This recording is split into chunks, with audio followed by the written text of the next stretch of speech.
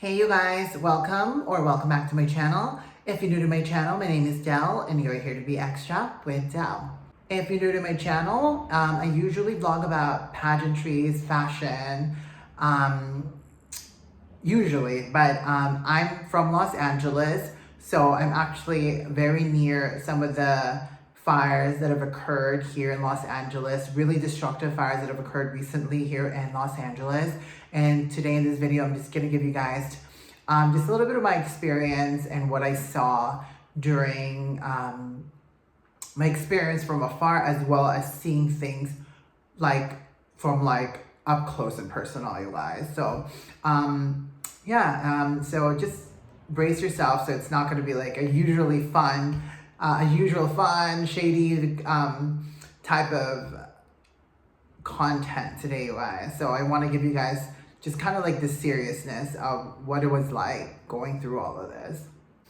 So on January 7, 2025, early morning here in Los Angeles, there was already there was no fire yet, but there was already insane wind, you guys. I remember waking up and that's the palm tree above my apartment. It was blowing like crazy. It's not even funny, you guys.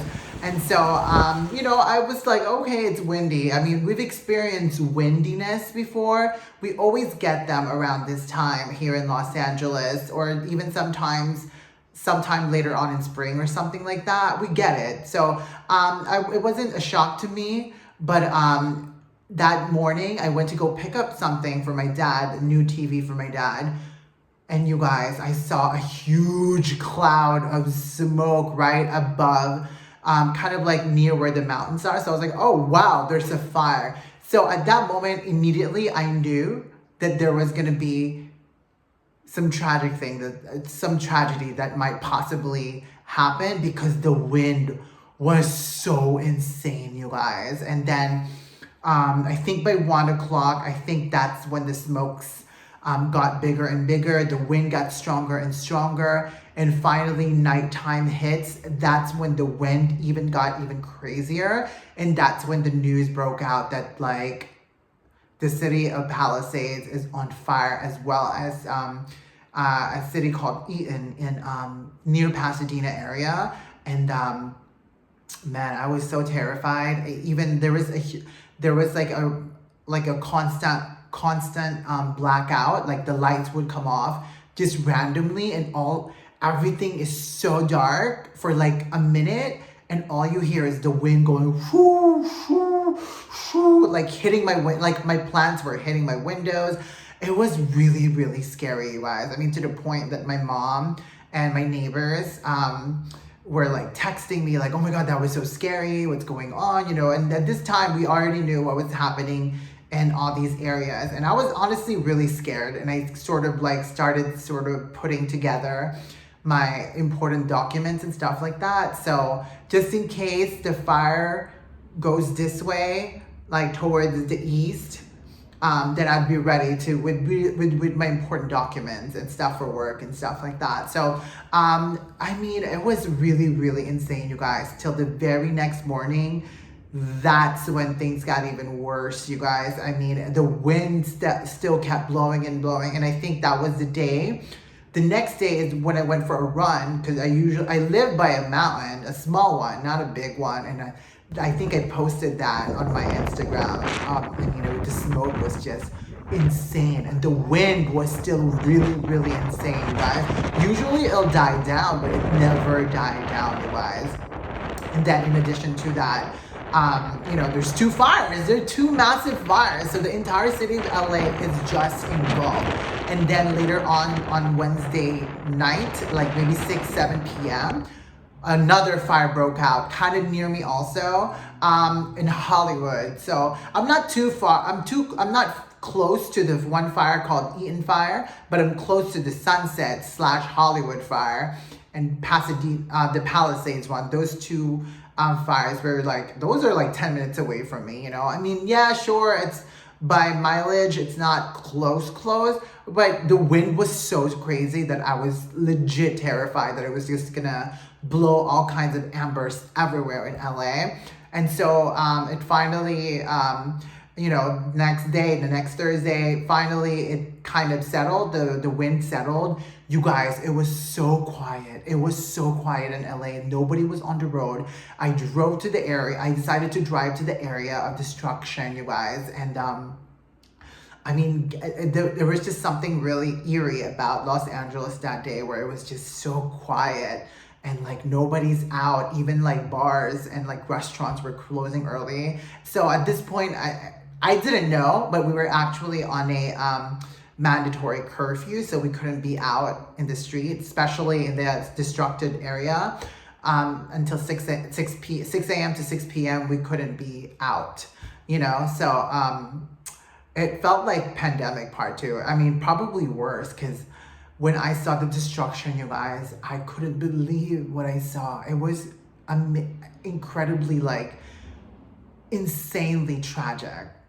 All right, you guys, so here it is when I decided to go to Palisades area where the destruction happened. So this is the entrance to go to the area.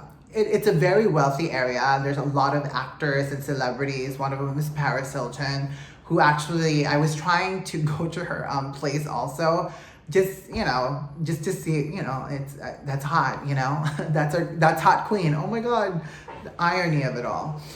So Paris Hilton's house was there. Lots of celebrities. I mean, I've been to this area many, many times. There was a lady that I worked for. She was actually the co-founder of True Religion. She lived in Malibu, so I worked for her for for maybe like a year. And so when she would host like parties and stuff like that, the employees were invited and we would go. So this is sort of like, this is me discovering. Horrible, you guys. I remember the houses that were there.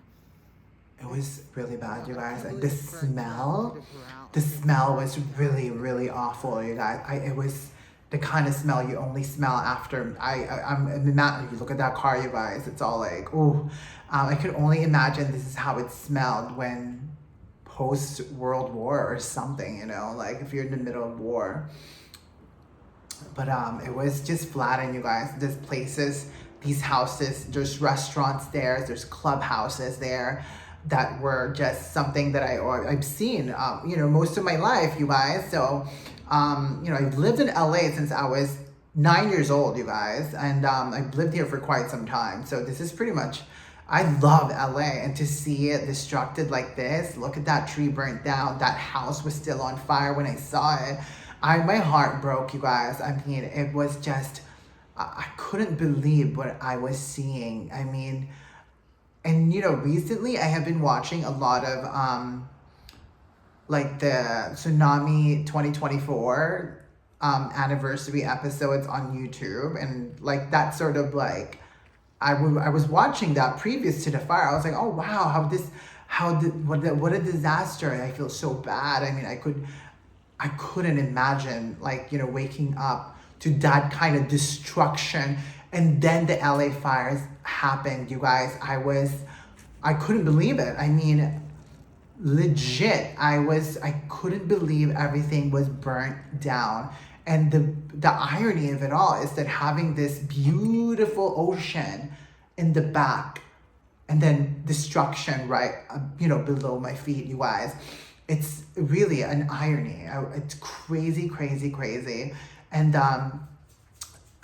in addition to that, like this, it's actually only 2 o'clock in this video that I shot, except that it was so dark because of all the smokes covering the sun, that it was, you know, it looked like it was like 5 o'clock or 6 o'clock, but really it was only 2 o'clock, 2:30, I think. Usually the sun is up high during that time, but man, I couldn't believe it. There were so many like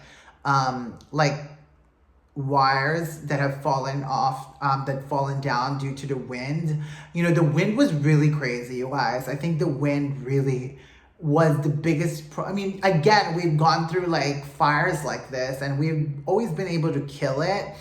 But this time, that wind, I could only imagine those people who stayed behind, saving their homes, you know, on top of their roof, watering their houses so it doesn't catch us on fire. I could only imagine what they were going through. because this was, I mean, I would have probably stayed behind. I would have done the same thing, but it would have probably been really dangerous, you know, because of all that wind, all the embers flying everywhere.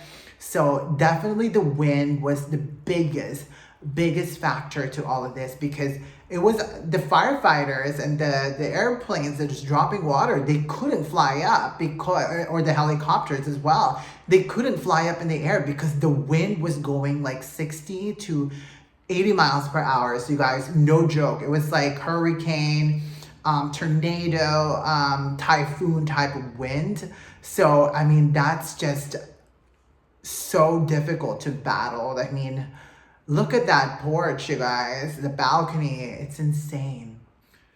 No, I honestly can't believe that you know, people are not allowed to go up there, but I was fortunate enough to know my way around you know, the beach area. I'm always there, you guys. I'm legit. Well, not as much anymore, but before, in my younger days, I was always at the beach being a hoe. But so I kind of know my way around, like Palisades, Santa Monica, and stuff like that. So I was fortunate enough to know how to get to the back of everything. So I just kind of walked by the water, and then I just kind of kept walking and walking. And I met some really cool people actually while I was there. People are just as the bunch of vloggers trying to get content. I can't, you guys. They're like, people were coming from like totally like different city, coming over, trying to get some content. It's kind of sad, but they can't do that anymore because they blocked it off, and everybody's getting arrested if you're there, because people are looting and robbing houses that are still standing. And you guys, these are rich neighborhoods in Palisades. So I can see why people will be going there and, you know, like, you know, ridiculous, and they should get arrested. But first of all, thank you guys so much for checking on me. A lot of you guys DM'd me asking me how I was. I'm fine. I mean, you know, luckily, thank God that I'm okay, but I was prepared. I was like, I had my stuff ready. I just need to shove it in a bag and go, you know, my dog. Yeah, so just if you're from LA, stay vigilant and just be aware of what's going on around you. So, and just be a good citizen, really. So, I mean, it's a time of just, I don't know, give back. So I'm going to find a way of what I could do to do that. So, yeah, you guys, I'm okay. So thank you so much to everybody who reached out to me. I'm fine. Hopefully the wind is supposed to blow very, very hard again today. So hopefully that doesn't blow towards my way. Not that I want it to keep blowing, but you know, the winds are coming tonight again, like strong winds. So, you know, I pray to God that everything blows towards the ocean. I pray that it blows towards the area that was already destructed, because I mean, nobody's there anymore anyway. So, you know, I mean, it's gonna continue to like burn until this wind has finally, like, you know, disappear, but that's not likely because there's one coming tomorrow, and I think there's one also coming on Friday. So, so if you're out there in LA, if you're from LA, or wherever you're from, just take care and be safe, okay? And that's what's going on here in LA right now. As you guys know, that's where I'm from. And, I'm back now. I'm not as shocked as I was last week, where I couldn't function. All I wanted to do was like pay attention to what was going on out there in my city that I very much love. You know, I've lived here, my God, since I was a freaking child, you guys. 9 years old, and I'm in my early 30s now. Just kidding, I'm in my mid 30s, you guys. Yeah, so I hope that everything goes well, and there's so much people that are affected by this, and, you know, I pray that everything goes, I hope the government gives them exactly what they need, you know, a home, their life back, the old life that they had. So it's kind of sad. Anyway, you guys, that's about it. Thank you so much for, again, checking on me. I hope that you guys are doing well, and I missed you guys, and I will be putting out more videos this week, okay? Thank you guys so much for listening, okay? Thank you for everything. Thanks for checking and for being extra caring in this time of tragedy here in Los Angeles. Bye, guys.